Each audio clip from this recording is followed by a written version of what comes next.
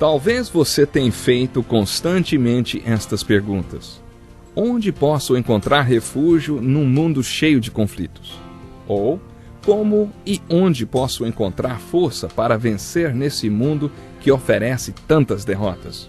Acompanhe agora com o pastor Edson Bruno mais um programa Encontro com a Palavra.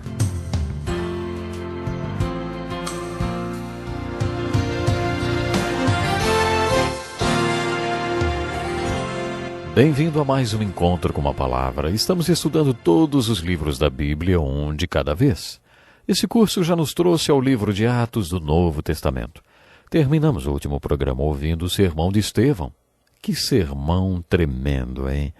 Estevão foi o primeiro de milhões de mártires que deram suas vidas por Jesus Cristo. O seu sermão no capítulo 7 de Atos, além de fazer uma retrospectiva da história dos hebreus, também acusa diretamente os líderes religiosos de Israel. A acusação é essa: povo rebelde, obstinado de coração e de ouvidos. Vocês são iguais aos seus antepassados. Sempre resistem ao Espírito Santo. Qual dos profetas os seus antepassados não perseguiram? Eles mataram aqueles que prediziam a vinda do justo, de quem agora vocês se tornaram traidores e assassinos. Vocês que receberam a lei por intermédio de anjos, mas não a obedeceram. Estevão morreu por causa desse sermão, demonstrando que era um homem cheio do Espírito.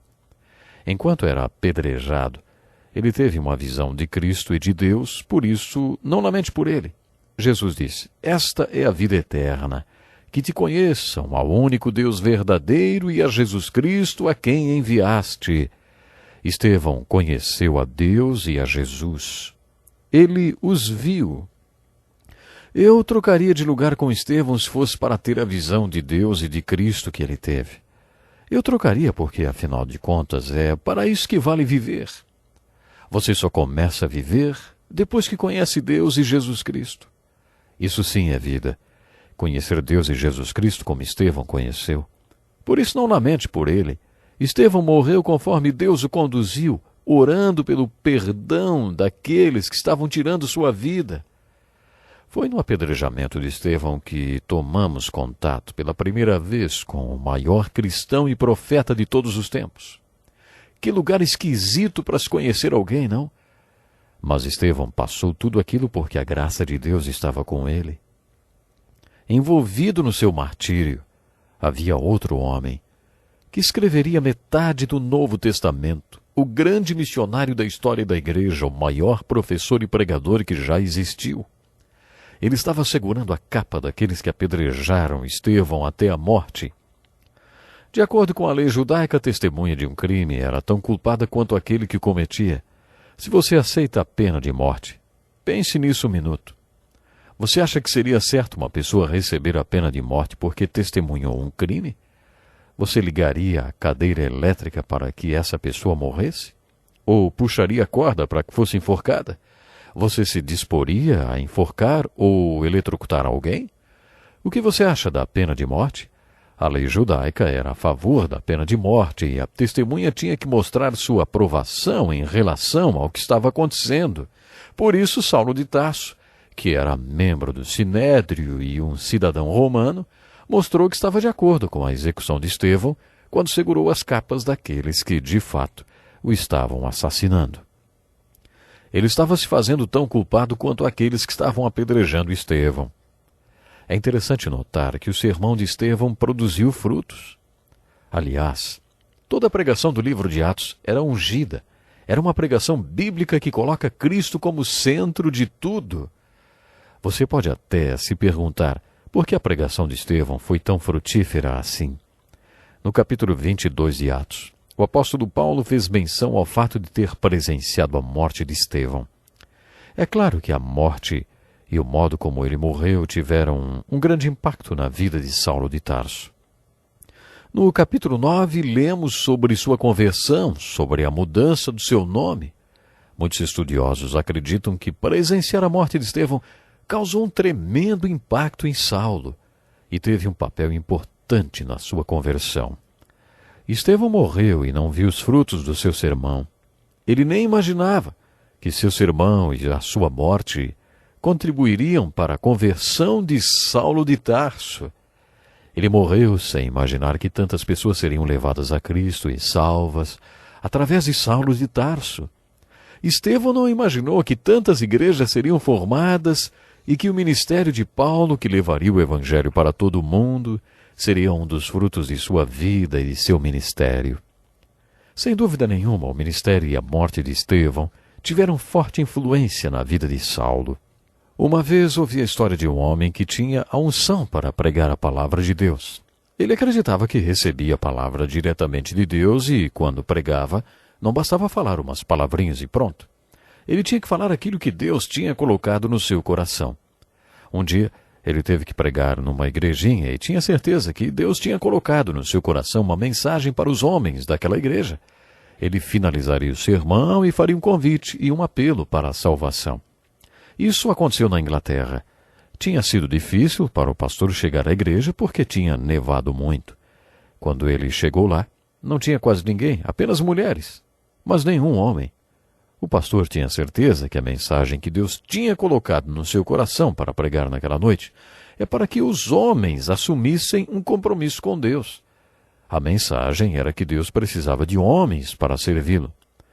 Mesmo não tendo nenhum homem sentado nos bancos da igreja, aquele pastor não teve a direção do Espírito Santo para mudar a mensagem. O Espírito Santo parecia simplesmente dizer: pregue a mensagem que eu te dei. E assim, obedecendo à voz do Espírito, ele fez sua pregação como que se o templo estivesse cheio de homens. Ele fez inclusive um apelo no final. Pelo que eu saiba, ninguém se manifestou. Mas lá atrás, longe dos olhos de todos, estava um jovenzinho chamado David Livingstone, o organista escalado para tocar naquele culto. Quando ouviu a mensagem, ele se converteu e entregou seu coração a Jesus Cristo. Depois ele foi para a África e se tornou um dos maiores missionários que já pregaram naquele continente. Ele fundou missões para a África e por causa dele milhares e milhares de africanos estão no céu hoje, porque um pregador foi obediente à orientação do Espírito Santo e pregou o sermão feito para homens e fez um convite para um homem, numa reunião em que ele achava só havia mulheres. Apesar do pregador nem ter tomado conhecimento da presença daquele rapazinho franzino tocando órgão, escondido lá atrás, foi aquele rapazinho que entregou o coração para Cristo naquela manhã. O sermão tinha dado frutos e o pregador nem sabia. Aconteceu a mesma coisa com o sermão de Estevão. Até onde ele pôde perceber, os únicos frutos que seu sermão tinha gerado eram aquelas pedras caindo sobre ele. Ele tinha pregado em obediência a Deus. Ele morreu pensando que sua morte era a consequência do seu sermão. Ele estava disposto a entregar sua vida por causa daquele sermão sobre Jesus Cristo. Deus colocou no seu coração fazer aquela pregação, mesmo que isso lhe custasse a vida. Lendo todo o livro de Atos, percebemos como o sermão de Estevão foi frutífero. Aquele homem que apareceu brevemente no final do capítulo 7 e no início do capítulo 8 de Atos, liderou uma grande onda de perseguição contra os cristãos. Essa perseguição varreu toda a igreja de Jerusalém. Todos, exceto os apóstolos, foram dispersos pelas regiões da Judéia e de Samaria. Alguns homens piedosos sepultaram Estevão e fizeram por ele grande lamentação. Saulo, por sua vez, devastava a igreja, indo de casa em casa, arrastava homens e mulheres e os lançava na prisão. A próxima menção de Saulo de Tarso, no livro de Atos, mostra que ele se tornara um perseguidor dos cristãos. O capítulo 9 revela que ele estava indo para a Síria, ansioso para levar mais cristãos à morte. Ele não queria que os cristãos voltassem simplesmente presos para Jerusalém.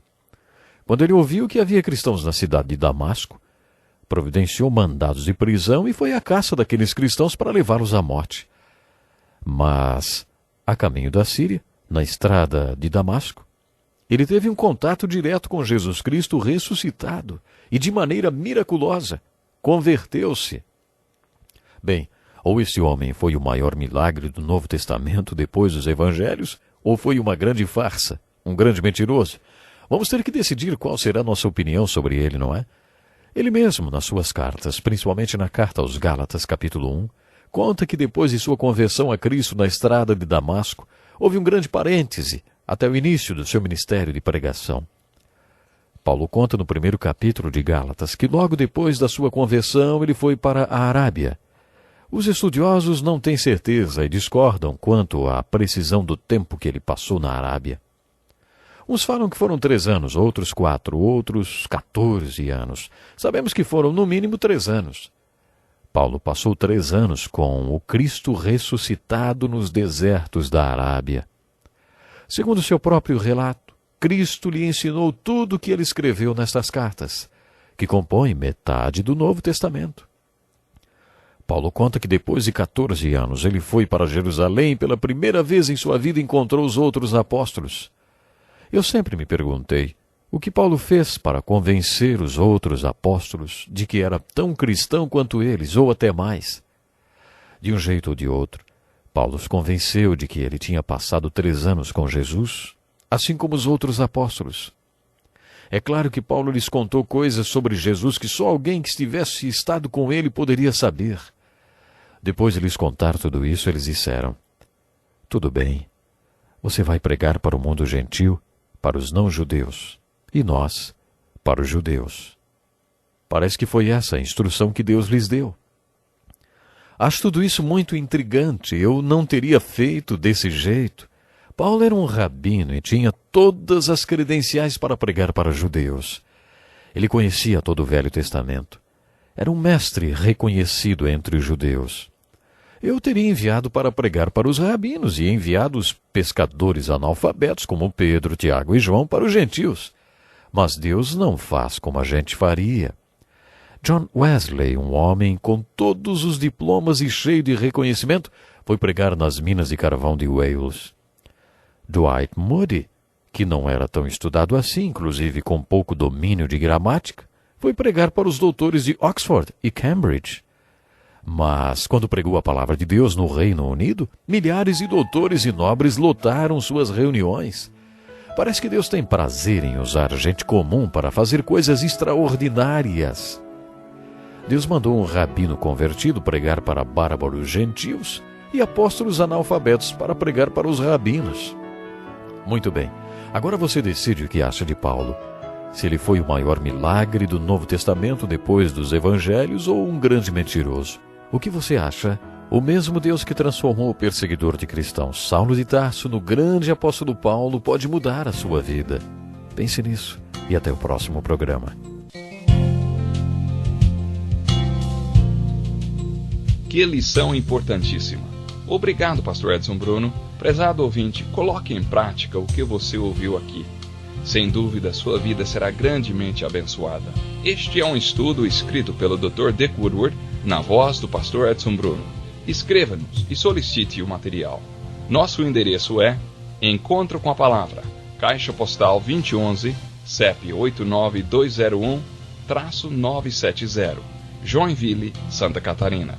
Até o nosso próximo Encontro com a Palavra.